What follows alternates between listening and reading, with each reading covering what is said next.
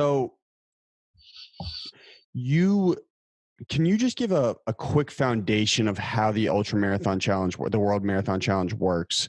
So it's all premeditated, but you fly from the US to where?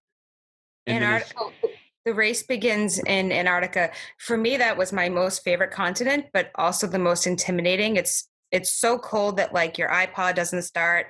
You can't really think straight. So you have to come out of the gates like with 100% focus because you it's negative 20 degrees, it's freezing. And you're like, how am I gonna, so you just say, if I just get through this one, then I'll be okay. This is the one. You go to Canada to train for it. I had gone into Canada and ran like for a couple hours, and then just to see, I mean, it gets cold in Boston, but not that cold. So you want to know what that feels like. So my husband and I went to Montreal to run. And so that's Antarctica to me. Once I get Antarctica all the way out of the way, I'm like, okay, I'm okay. But then next up was in Chile, and you're going from like negative 20 to 90 degrees. And that's a huge, you're like, I'm so cold. And then 24 hours later, you're like, I'm really hot. I don't feel good. So you just, on top of running, and the very first time I ran this race, it was on, we mostly took American Airlines. So you put in all this work for a year, and you're relying so heavily on